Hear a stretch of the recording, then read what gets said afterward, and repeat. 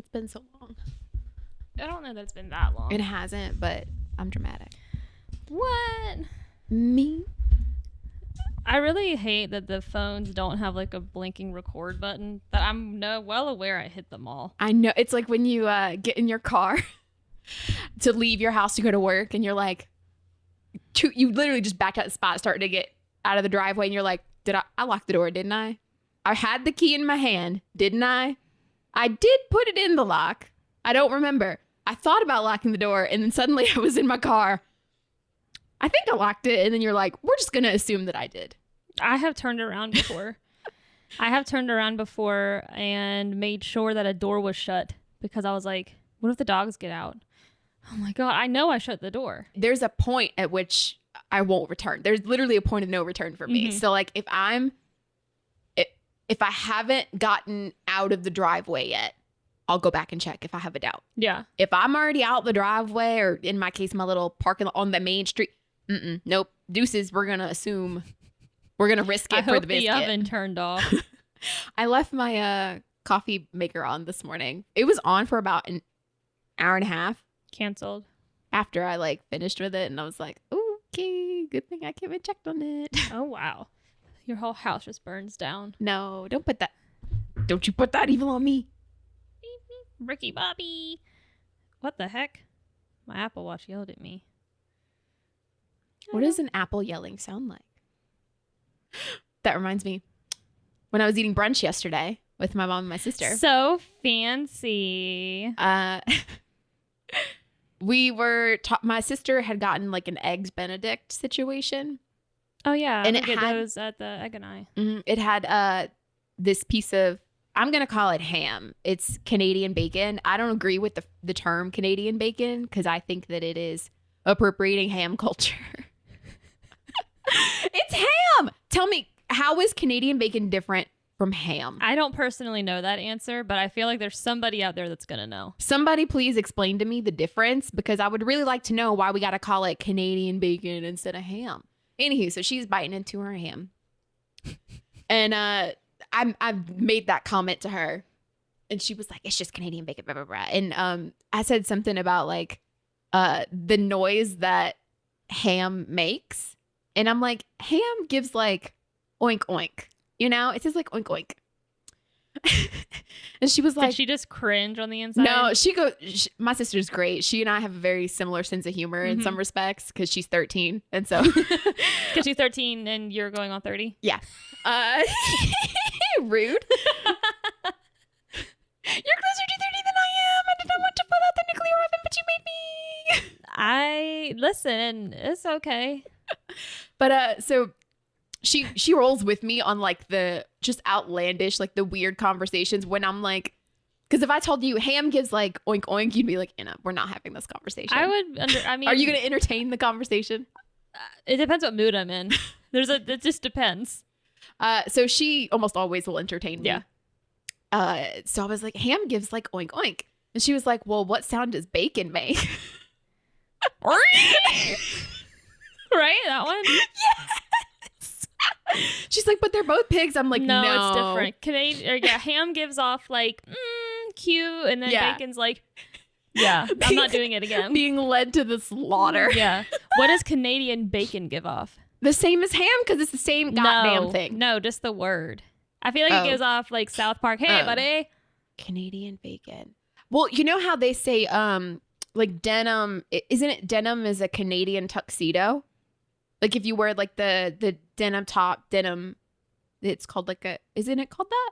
I don't know. Justin Timberlake and Britney Spears would know. Yeah, I feel like or is it a Texas tuxedo?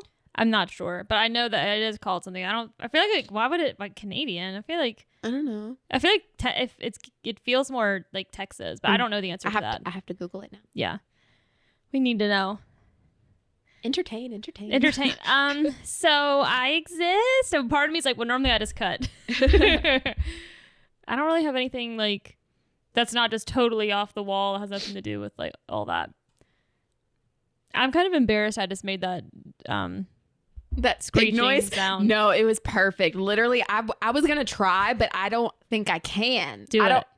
No, do it. You did it so good. I can't. I want you to do it. No, Do it. No.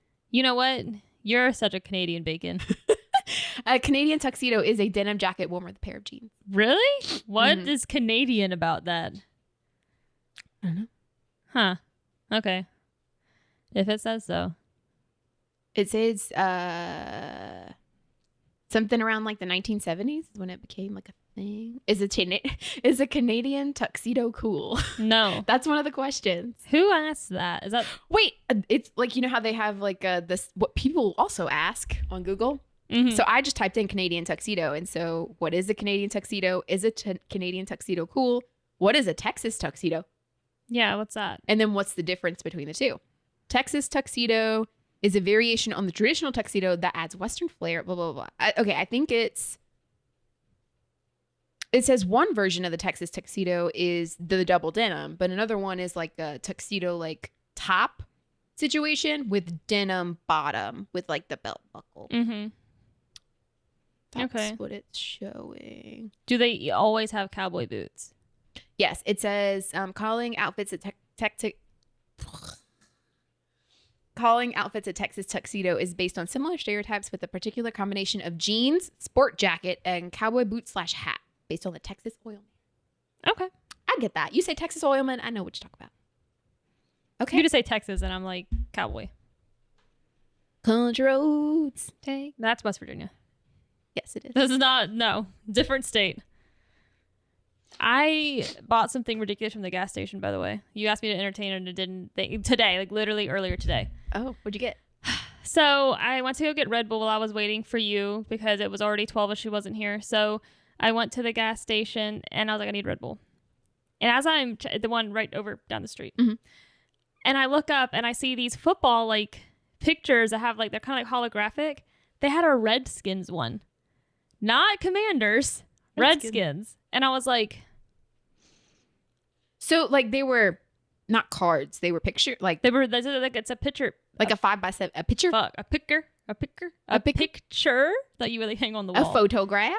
But it's like that. It's kind of like hollow. It's like it's the actual like it's pretty big. It's in my car. Because I've seen like trading cards or like that are kind of holographic. I don't know that maybe it's not holographic. It's like, but it has it's like 3D. There we go. It's more Yeah. more. It's the 3D vibe. It's got like a wouldn't it? It changes depending on Color how you shift. look at Yeah, it. yeah. Well, it's like the actual image shifts a little bit. So an image, okay. maybe that's what I mean. Like the Does it image go shifts. between two different images, Sort of. or is it more like it's kind of like the eyes follow you and it shifts that way? If I'm being honest, I haven't looked at it that hard yet. I'm asking too many questions, but it's Redskins, so hopefully I don't get canceled for even like admitting that I bought that. But I'm like, oh, I wonder, because in my mind I'm like, okay, well they don't even make that anymore, so I'm gonna buy it because like nobody is gonna make that, like nothing new. And I'm also like, well, my dad, he was a huge Redskins fan. And he'd be rolling over. He's probably rolling over in his urn. I'm sorry. There's a lot going on in this corner. I'm talking about my dead dad. And you're pointing to your shoe. You're elbowing everything. You couldn't be less interested in my dead father. Thanks a lot. Canceled. So I'd cancel her instead of me for buying the Redskins picture. I'm sorry. I'm wearing these boots and they got a heel on them. So like my foot is sitting up higher than I'm used to. So now it's just like here. And That's fine. I'm in a state of distress. It's fine. He's just very uninteresting to you. No, but anyway, I bought it because my dad liked the Redskins and shit. So I was just like, it was way too expensive. I paid $32 for that. Wow. For literally, what am I going to do with that? Because if I hang it somewhere, I'm going to be called like a bigot. I mean, I bought it, so I'm going to be called a bigot. But I'm just like, well, no, it's because like, it's for my dad. He was the bigot. He was the bigot. You can't cancel him. He's dead. I mean, that didn't stop them from canceling, like, you know, the founding fathers and stuff. So yeah, like what the fuck? Get the fuck out of here. Founding daddies. Quit canceling our fathers. All the dads. Okay, so back to your brunch. Oh, yeah. So ham makes what sound? Oink, oink. And what does bacon make? No. Yeah, this is literally your opinion. It makes a shrieky. You are not like you already confident. Did it. No, No. but it's your opinion. like it's just do it. Yeah. Are you scared? Yeah. What are you scared of? You literally cannot bully me into making this sound. No, I want to understand what is the problem with making it. Because I'm really bad at making noises with my mouth intentionally. Then I'll cut it. I want to know what it sounds like if you try. Like, in my head, I know what it sounds like. To make my mouth then make the sound, it doesn't come out good. Well, just try it once. Like, I'm bad at impressions. Well, if it's bad, I just really want to know what it sounds like. If it's horrible, I'll cut it out. No. I just want to know. No. You know what? No means no, How Jessica. many? No, it doesn't. It just means bully you till you say yes. Do you see what I'm oddly like? Do you remember when I did that short film at VSU and I had to go in and do, like, I had to go record the sounds I had made on set, and I kept saying I really just wanted to, with that exact noise, I was like, I really just want to get in the booth and just start to make like shrieky pig. I didn't. Squeals. Is that what they are? Yeah. Well, I don't know how I feel about the word squeal. It's not, definitely. I feel like that's a pig noise. Like, I feel like squeal does not apply to anything else. I feel like I've made I've squealed in like delight before. You know how sometimes you can't help when you just get so like caught off guard or like. What does that sound like? Versus a squeal of slaughter. Are they similar? No, when I find some, maybe I can do the laugh that I do. When I, okay, oh God, I'm hot. The pressure. When I laugh like a, when I do that, to me that's like a squeal, like a squealy type of laugh. Is that squealing? I don't know. To me in my head it is. As close as I'm gonna get to a squeal. That's giving like shrieking. But a shriek and a squeal, not that. They both start with S's. They're both special noises. Yep. So what was the point of this? No, I'm not being facetious. I'm saying, like, I interrupted your story because we were looking up the tuxedo thing. Because we were like Canadian tuxedo. We were talking about bacon and ham and noises and pigs. Yeah. What was the rest of the story? That was it. Just that ham is like, and bacon is. It's not. It's not. Ew. Why did screamo bands make that noise though? And why were we okay with it? I don't listen to screamo, so but never in your life. I've listened to songs that have screamo elements, but not like screamo bands. But you've never heard a screamo band make that noise. I don't think so. I feel like a lot of screamo bands back in the day, they made that noise, and I'm like, that's just a pig. What are you? Maybe like Down with the Sickness. I don't feel like that's that. No. When he goes like, oh, like that. I told you I'm not good at making sounds. It sounded like stop laughing at me. That sounded like the pigs huffing. Do it again. No. That was so unexpected. I really want to know what the pig squeal sounds. I don't know that I can make that noise. I can do the oink oink. That was such a that sounded like a hog. like the hog. Like, no, you know how I'm saying, like, you know, like, just call me a razorback. Like Pink Little Piggies, you think of like oink oink, but like what you made was like an oink. It was you got like a feral oink oink. Oh no, that was like a huffing sound. Oh. That was I made you cry again. Let's talk about Hitler. That'll make sense later. I'm immaculately conceived. I don't know what to do. I swear I'm not stupid. Take it or leave it. Sometimes you just want to leave it. If I gotta borrow my mom's underwear, I'm borrowing her underwear. You just, yeah. Misa likes the Jar Jar Binks. I'm not gonna edit it out. Oh no. I don't know. Like, I think I was pretty great. Just Sucks saying on the to planet. suck. Why are you saying it with a question mark? Clap, bitch. All right. 3, 2, 1. Action.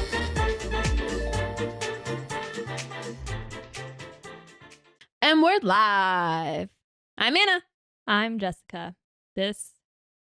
Oh Lord.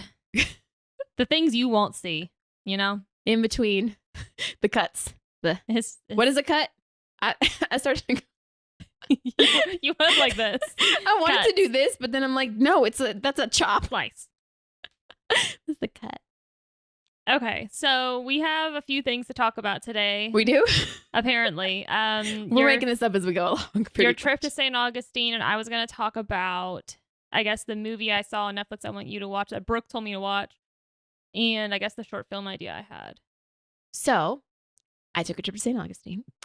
Went with my mom and my sister. It was her spring break and like a late 13th birthday present for my little sister. And your birthday is this month too, so it's like it was like a whole birthday and trip, my mom's right? birthday is tomorrow. What's today? The 8th? Yeah. Yeah, my mom's birthday is tomorrow. When's Ricky's birthday? Beginning of March 2nd. Wow, you guys were just all hold on. Like almost all my family's birthdays. When are were you you all? Why does there's a time of the year your mom just feeling it? My brother and I are 1 year, 1 month, 3 weeks, and 3 days apart. So what month were you conceived?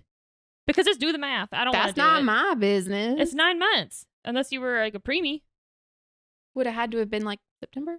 So something about the fall season August? your mom is just into. Mm. That feels inappropriate now. Well, I'm sorry.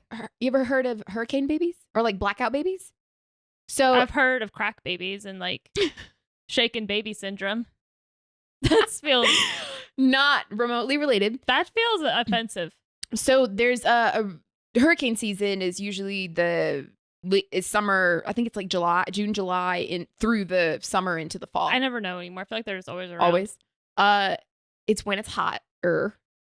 Again, we're in the South. Yeah, it's always hot. It's hard year round. But there's a thing called hurricane babies where if a hurricane is like on the way or coming through, there's something. It'll like some women. There ain't nothing else to do. They get sent. Well, no, they get. Well, yeah, one. Some women get sent into labor and give birth, but then when there's nothing else to do, when the power goes out. I'm talking about conception. I'm not talking about when you're giving birth. I'm talking about like I was definitely conceived around Valentine's Day. That's just you do the math and you're just like, oh, that's why. Probably around then. Yeah. But there's like hurricane or if there's a blackout, there's not much else to do. You don't gotta look at each other. Lights are out. Just go to town. Mm-hmm. So no, but now I'm like, is that inappropriate? Just to basically. I'm like, so your birthdays are in March and April. Something about the fall season. My sister's birthday is obviously she's younger than my brother, but hers is a week before his. So she's at the end of February. My brother's at the beginning of March, and then I'm in April. My mom must have got really busy around Christmas for my brother because his birthday's in August, and then I'm November, so that's why I'm like February, I think. Mm-hmm. My little brother's July, so I think that. I don't know that anything special was going on. Thanksgiving? Halloween? Hurricane? They're in Virginia. They would have been in Virginia. I don't know. They just, they were so out of town. Anywho, let's get off the topic of birthing. And conception and why and when. And so I was in St. Augustine. This is the first like vacation I've taken in a very long time. Like I'm more than just like a weekend. More than like the last one we took with like me, you, and Sierra, and Lauren didn't get to go. Yeah, because she was sick. Yeah. I mean, I consider like an overnight, like a one night situation to me is like a trip. It's not a vacation, I guess. But we stayed 2 nights in St. Augustine. And it was pretty fun. There's a lot to do there. Mm-hmm. I learned so much. I'm a history nerd. Like I love just like random facts and how society developed and stuff. So there was a lot to see, a lot to do. We went to a couple different like historical places. We went to the Castillo de San Marcos. Where's that? It's a fort. It's like I think we've been there. We've been to St. Augustine. Yeah, we went with Lauren. Yeah, we all went together. Mm-hmm. But it was this big like fort with the walls and walk around, and you can go inside. You had to pay to go inside. But we didn't do that. Yeah, we can afford it. But I went inside with my mom and my sister, and it was pretty cool walking around, getting to see. And we did a trolley like ghost tour thing, which was cool. Oh, that was probably more fun. Remember we did one and we had to walk around that forever. We did that in St. Augustine and we did that in Savannah. And I'm just like, I have pictures of I like walking tours. I like walking ghost tours, but was it Savannah? It was Savannah because it was right at the beginning of COVID. I remember because it was in March. We had already planned this vacation and people still weren't sure what was going on in terms of like mask, no mask, groups, no groups, outdoor, indoor, what. So it was kind of like the Wild Wild West. But there weren't a ton of people there, but we still went. And we did that one walking tour that it was a late night tour, it wouldn't end. So we discussed after, I think, what we thought was going on. So basically we booked this walking ghost tour. It was a night tour, so it probably started at like 9:30. Mm-hmm. And we booked it through a Groupon. Well, it was daytime when we went there. So it had to have been around 6 or 7. It was because it ended at dark, but when we got there, it was still light because there was different groups. That I remember that because I remember walking out because there was something wrong. Yeah, we were trying to figure out the reservations. And stuff. So basically, it was this walking ghost tour company. They put out this Groupon, and I guess they weren't expecting how many people were going to book and respond to the Groupon that particular weekend. And so it was kind of like you meet in this, like it was a particular like square. Like a town square sort of situation, but there's several of those little squares in the layout of Savannah because it's a real city. But they were like meeting this particular square by this monument, whatever, and then you check in. But I think they only had 2 guides there, and there was at least like 100 people that were waiting for these tours. And normally on a walking tour, the biggest your group is gonna get is like 20 people at the most. Usually it's closer to like a dozen or so, because it gets to be too many people to try and corral and keep track of for one tour guide. And so, they were like trying to, I think, call in extra tour guides to split us into smaller groups. And so our tour guide, we ended up with at least 30 people, probably between 30 and 50, somewhere around there, I would think. And so it's just way too many people. And bless her, she was pretty decent for a tour guide in terms of her knowledge and, being able to tell us cool stories and stuff. And we went to some cool places, but it was just too big of a group. Some of the people had been like drinking around town some of them and fell stuff off throughout the tour. Yeah. And so there's some people were being kind of rowdy, and we had stragglers. And at one point, usually a walking tour is anywhere from an hour to maybe an hour and a half at the most. And, you're going to be walking, and not to expect to take food or drink or bathroom breaks. That's because that's just not how it works. But at one point, some people in our group apparently don't know or didn't know walking tour etiquette. And we passed by this bar that was still active and people were in it and stuff. But there was some story she was telling us about it. And people were like, is there a bathroom in there? And she's like, well, yeah, you can go. And then we stopped for like 20 minutes for people to take a bathroom break. And so we're just like tired, and we're like not maybe halfway through. And so it just took too long. Yep. It was kind of a shitty experience. And I think she felt bad. Mm-hmm. And so she was trying to take us, I guess, because like you said, some people broke off and were like, can you? By the end of it, we had like 15 people. Yeah, because people would be like, hey, we're kind of done. Can you tell us how to get back to our car? And she'd be like, yeah, you just go this way, and you're there. Or you'll get back to the square where we met up and stuff. And so we had a small group, maybe a dozen, 15 people at the very end, but she just kind of kept extending it. It ended up being like a 2-hour walking tour, and we were tired. And she just kept kind of taking us to different little places, I think trying to make up for the fact that like it was kind of a big group and not the best experience, but it just kind of made it worse. It's like, babe, just cut your losses. Yeah, just like, end it. So you're saying Augustine one was better? Yeah, so we did a trolley tour. So, okay. And like I said, I enjoy walking tours. I like walking daytime tours. I think a little, they're kind of even, but daytime walking tours I think are cool because you get to just see a lot more because it's not dark. Yeah. And they're just telling you cool history stuff. But we did a trolley tour. So we had 2 stops, lasted about an hour. We got off at 2 places. So one of them was a wax museum, and they had, so basically we had our bus driver and our tour guide lady. And so the 2 stops we got to, she basically like, it was like a little, skit sort of situation that she like some character would pop out and they would take over part of the presentation of like a particular story. So that happened once with a girl at the wax museum, and then our second stop was at the old jail. So it's like I guess it just used to be an old jail in St. Augustine, and it was pretty cool. It was by far the creepiest place we saw or got to walk into because it was like you can go there during the day, but this was like after hours. It's like closed. Yeah. And it was very creepy, partly because it's kind of cooler in there. Like it was significantly cooler in that building than it was outside, which is already creepy. Yeah. And then it has that slightly damp smell. It doesn't smell gross. It just, you can smell the dampness. Was in it kind there. of like that boat we went on? Yes. Yeah. It was giving me those vibes of that Navy boat that we did a ghost tour on. Charleston. Yeah. And yeah, you kind of didn't want to look too hard. Yeah, you're just like, I'm gonna see something. It's like, because if you do look too hard, you're gonna feel or see something, and it's like, oh, No thanks. yeah. But it was pretty cool. It was a lot easier on the feet.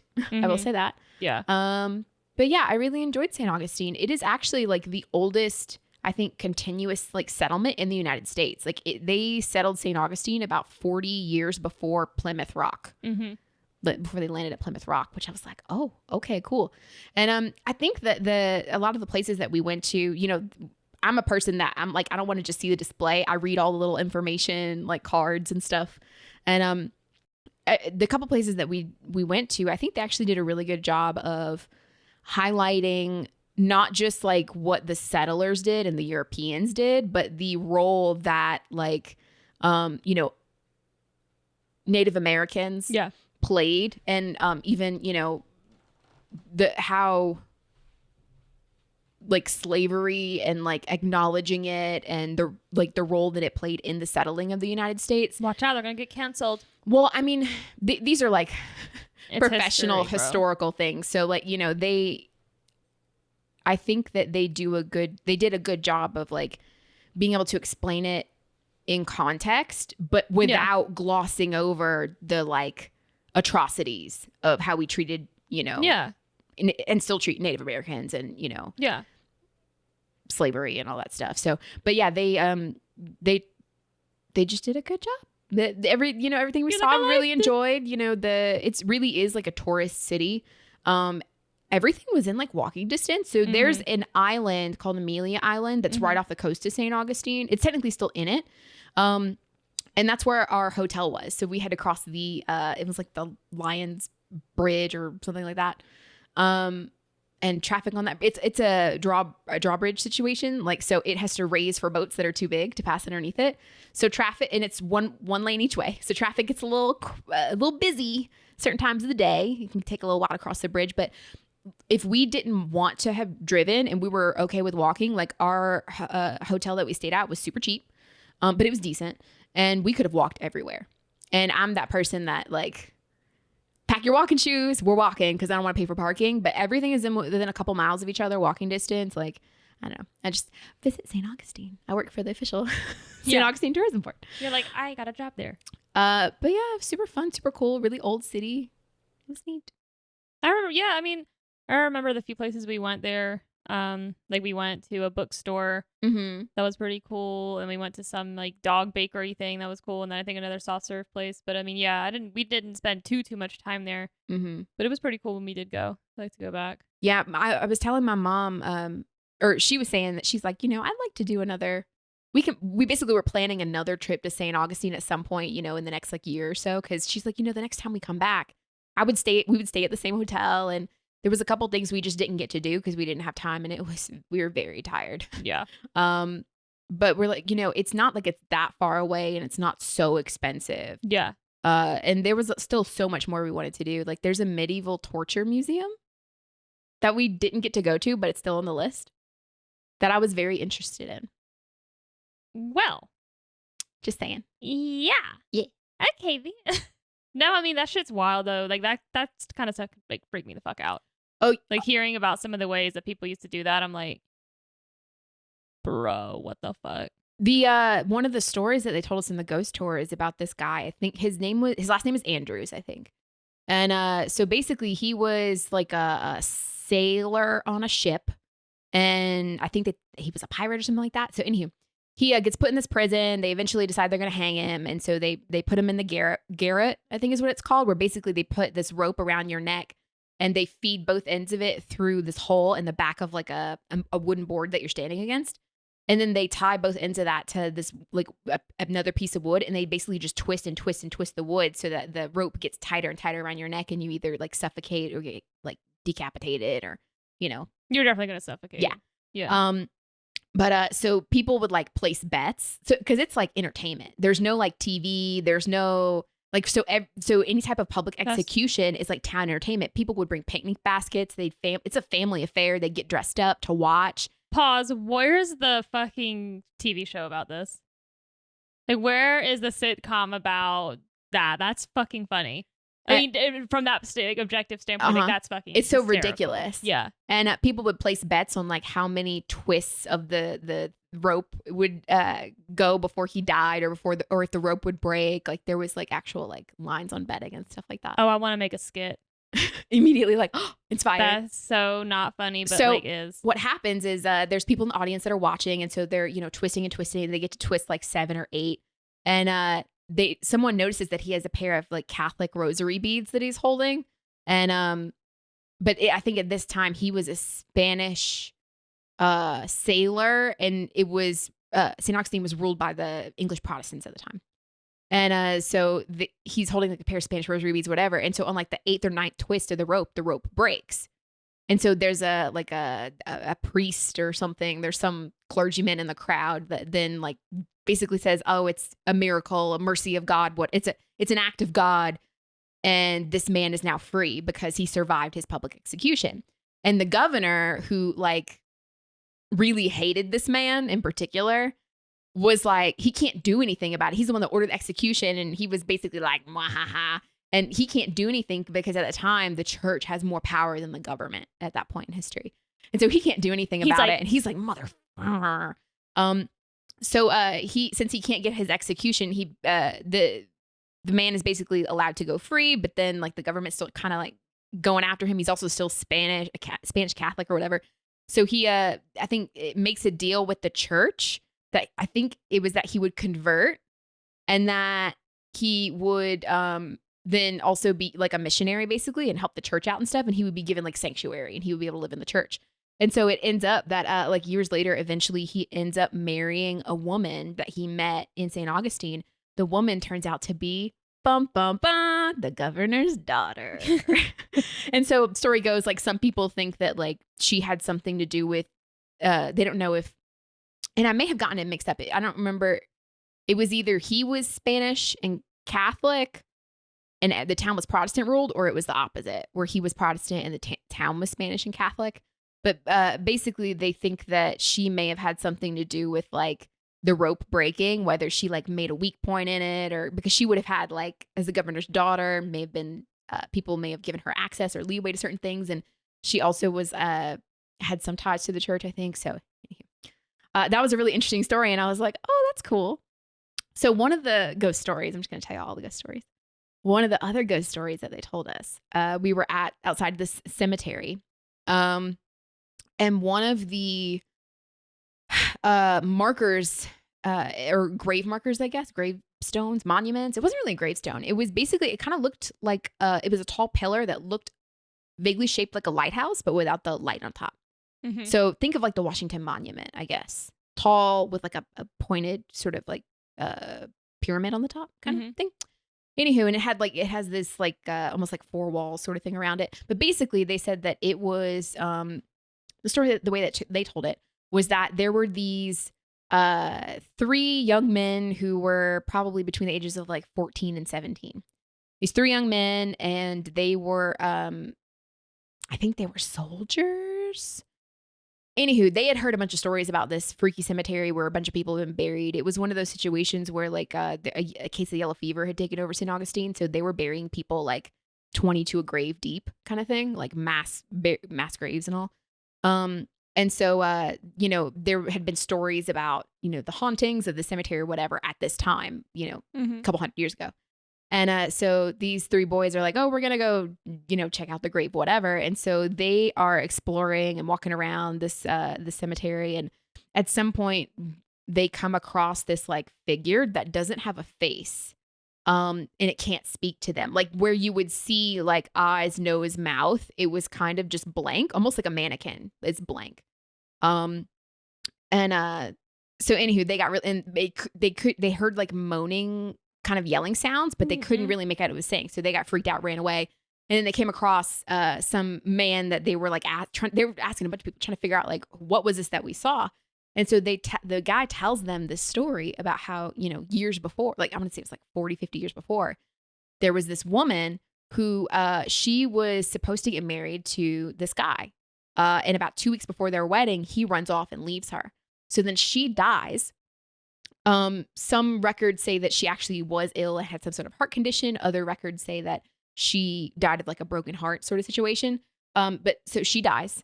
And her parents bury her, but in order to like, I guess in a way that they thought they were honoring her, they buried her in her wedding dress that she never got to wear. So they buried her in her wedding gown, but before they buried her, they pulled her veil over her face. And then not knowing that they were dooming her to an afterlife of never being able to speak or people to be able to see her face because she's obstructed with the veil. And that gave me like shivers when they were telling me about it or when they were telling that story. And they can't just like just fix it. Exhume her. I don't know how that works. But when they told us that story, I looked at my sister and I was like, that would be an interesting like movie. Yeah. Like you have people that are basically come across this apparition that's like super duper scary, but really it's just this woman who she's like, bruh, she's just basically in this perpetual state of like, you can't, I'm like screaming for help, but no one can see my face and they can't hear me. It's just like moans and groans and like these muffled screams and stuff. And I was like, oh, that'd be like an interesting, like slow reveal to be like, oh, it's actually really heartbreaking. And she's not like a super scary. Yeah. She's just in pain. Bless her heart. That's sad. I know. Let's go exhume her. We're going to come fix it. That's horrible. Yeah. Well, yeah, that's really depressing. Those are the couple of ghost stories I remember from the tour.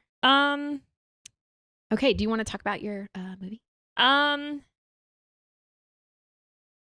So Brooke told me to watch a movie called Fresh, which I want you to watch. And It's on Hulu. It has his name's Sebastian Stan. Has him in it. He's Winter Soldier. Yes.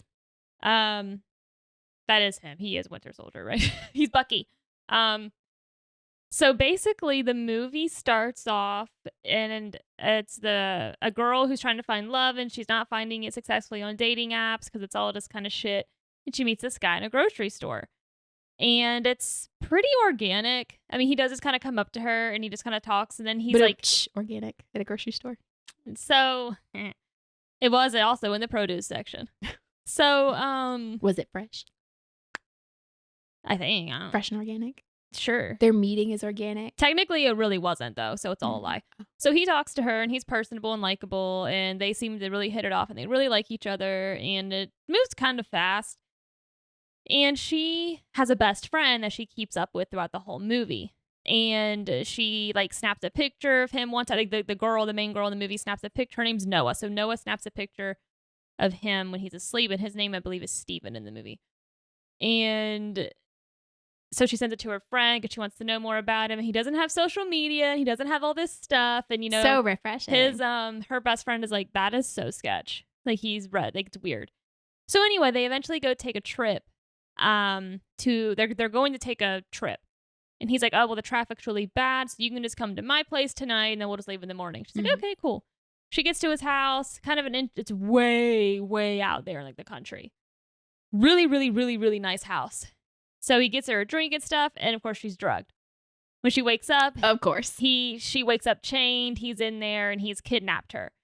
So the thing is, though, if I tell you the rest about the movie, then I won't spoil what happens, I guess. But the whole premise of the movie is that he kidnaps women, keeps them alive as long as possible while harvesting their meat, and sells it on this black market thing. Because the meat's better when it's on a fresh source. So he wants to keep them alive for as long as physically possible. With Noah, he really likes her, though, which is so fucking disgusting and weird. So the whole movie is about this and what her fate ends up being and things like that, right? But it got me that cannibalism really freaks me out. Like, it's disgusting. However, it's the fact that in the movie, he has like a distribution system of it. And I was like, would you ethically try human? Meaning now, this is not a zombie apocalypse question. I don't want to hear, and I don't want to see in the comments, do what you gotta do. I'm not scenario. I think we'd all eat somebody if we had to stay for survival of the fittest in an apocalyptic situation. That is not the scenario. I wouldn't go out of my way to kill somebody, but if they already succumbed to some sort of illness, if they died already and I'm starving, yes. Yeah, that's just that. But That's that is survival. not this scenario. I feel horrible about it, but yeah, do what you got until you disassociate and you just never think about it. But the point is, in your memory, they turn into like a cow. Yeah. So my question, a pig, is what's that? How do you make that noise? Do you want me to? That was kind of it. It's more violent in the back of your throat. That sounds like a cat. That's all I got. Sorry. That's how you gotta do it. It's better. It's like you gotta do like the grudge a little bit. If you're sucking in, that's better. Yeah. No. You coached me into it. I'm a good pig coach. Pig sound voiceover. You're a vocal coach. See, you did it. So, oh my God. So, I was wondering, and I know everyone's that immediately this is a taboo question, but whatever. Ethically, meaning, you know how like people die, they donate their organs. So if it became an option for people to die, then donate their meat, like their all that. So not in a way that someone was kidnapped and you're eating people that didn't want to die or didn't want to donate. I'm saying in a completely ethical way. They consented. Try it? Would you try it? No. Would you try it though, or are you just like, ew, that's disgusting? No. Would you be curious but still say no? No. Like I feel like I would be curious as to what it would be like because I'm like, it's such a taboo thing. But I do not think and part of me is like, I don't want to say 100% no because I'm like, what society do we live in where it would be ethical? I would imagine it's not this society. So if it was this society, no. But if we became in a society where that was an option, like why is it even an option kind of a thing? So I'm just like... Yeah, I mean, the question, it's a little hard to answer in those terms because I have never experienced a society other than the one in which we live. Yeah. And that society would then dictate what is normal versus not normal. Yeah. So if I grew up in that society where people do it and it's not, and it's you ethical, think about it. I wouldn't think anything about it. So yeah. So I guess like currently, no. 50 years from now, society changes, No, it freaks me out because there's something so wrong about it. Yes, it is too ingrained in like on a primal you don't level. You just because it's counterintuitive to the continuation of our species and our survival. Like there's some animals that are cannibalistic that eat, like certain snakes eat other snakes. But usually it's like lower on the totem pole snakes. King snakes will eat like rattlesnakes. Like certain, so king snakes at the top of the food chain, and snakes will eat other smaller snakes, but they're not eating king snakes, I don't think. Yeah. So, yeah. Yeah, no, it's a weird, but that's not what my short film idea was. I was gonna say, it would have to be, for it to make any sort of like, we would have to evolve as a species or a certain sect. That feels like a decline. Yeah, a certain sect of our species would have to evolve to a point where they're considered, apex predator over just a regular human. Yeah. And then that case, if it evolved from that situation, it would make sense on a like animalistic level. I bet you we taste nasty. We taste like beef. How do you know that? Because cannibals have come forward. I saw this video. I forget where I saw it, but basically this guy wanted to know what people tasted like, and so he for real he wanted to know, and so he contacted some like scientists to figure out how they could do it ethically, because they were like, could you like take a chunk of like I volunteer. Could you take a chunk of my thigh? As tribute. Like and cut it out and then like let me cook it and eat it? And they were like, well, we can't do that. That's not ethical. But what they could do, but then this is what they did. They took a sample of his like thigh meat, like a chicken thigh. Like they took a sample of it, sent it to a lab where they basically compared its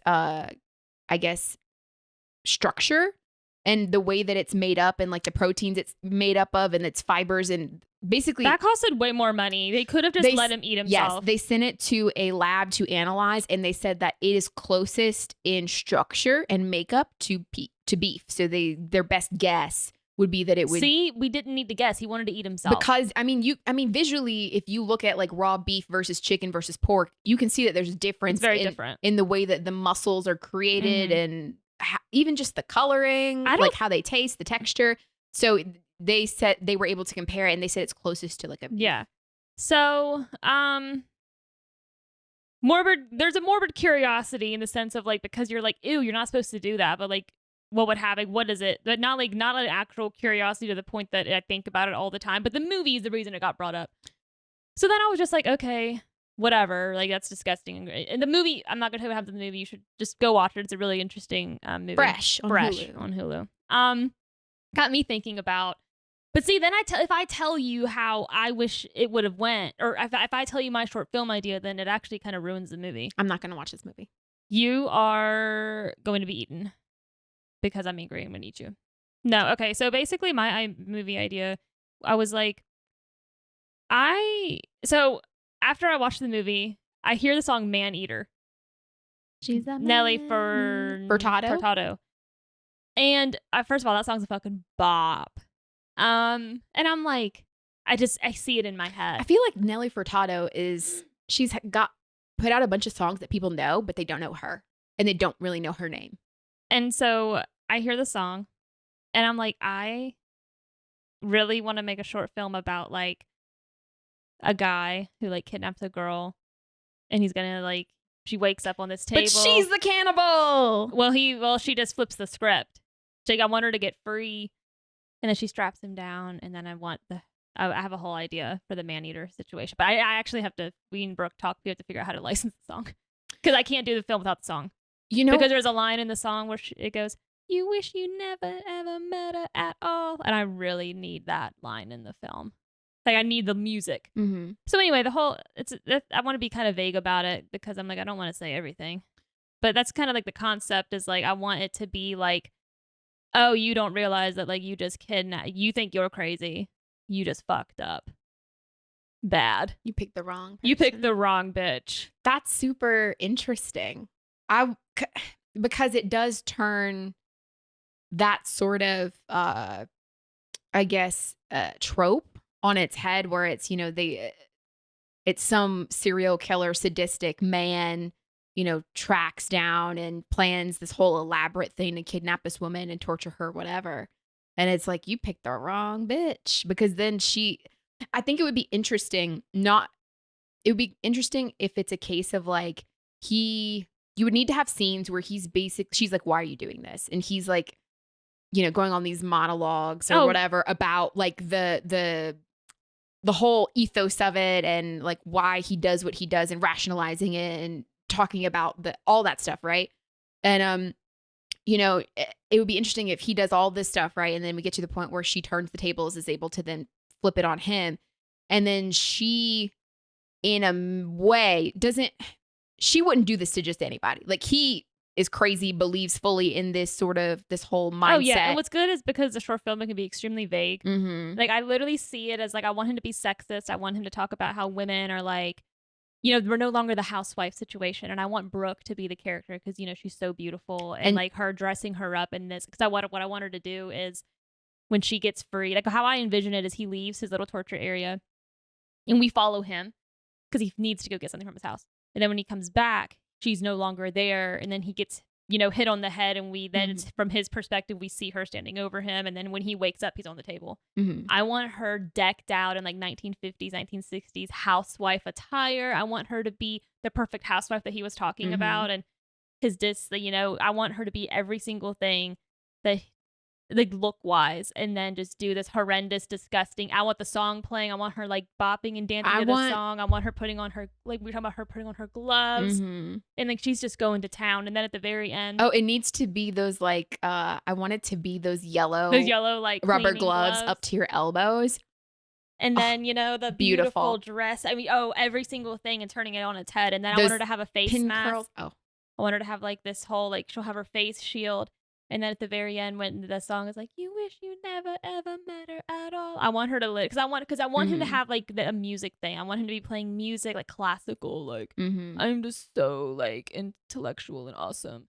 And then, you know, she's just like, "Oh, I'm so sorry. I need to like why I get dinner ready? Why I get all these things ready? I just really want to listen to some music. And she puts on Maneater. He should be listening to like 50s music. Yes. Yeah. So I want something like very Frank Sinatra, something this like is that. when people made real music and like playing into this whole fantasy, and she's like the idealized version of what he's talking about. But it literally, in that song, she's like, she's a man-eater.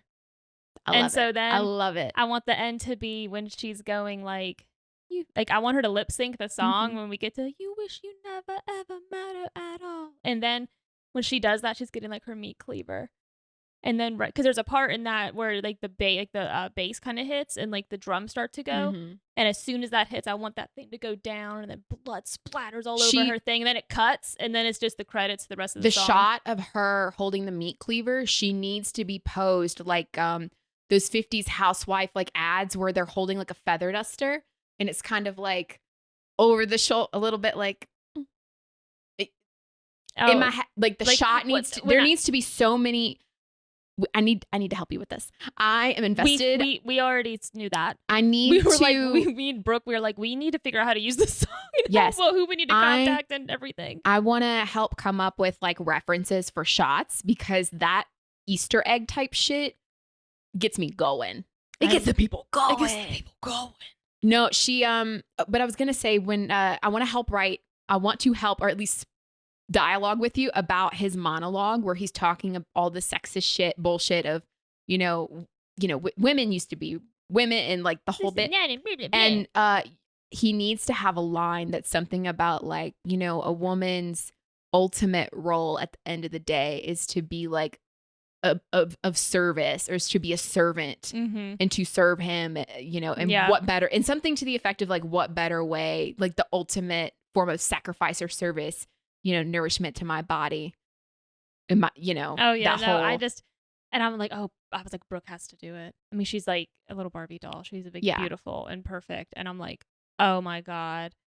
And so, yeah, that's my idea. And like, I've been listening to this Maneater song. I just cannot stop listening to it. I'm obsessed.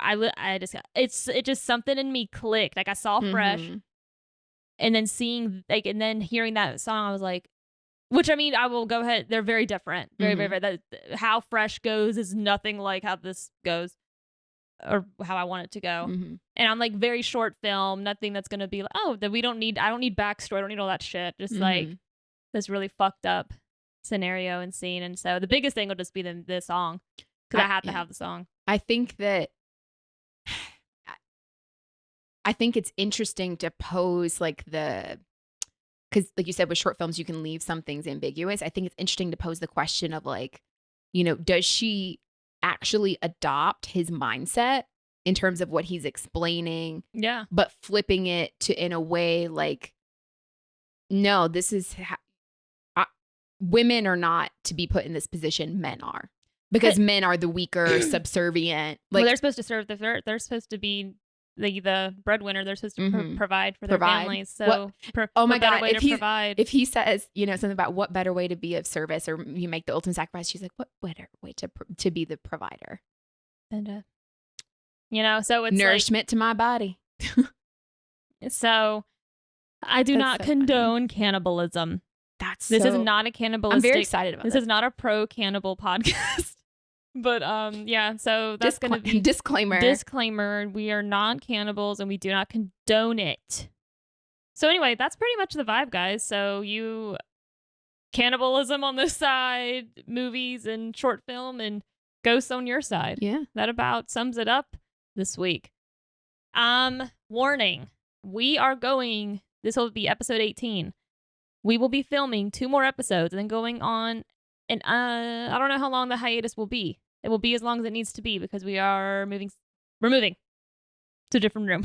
We are updating our set. We're going to make some changes, and that'll take some time. And it's just going to be too difficult for us to be able to do that in a timely manner while also producing more episodes for y'all. So we're going to take a little hiatus. Yeah.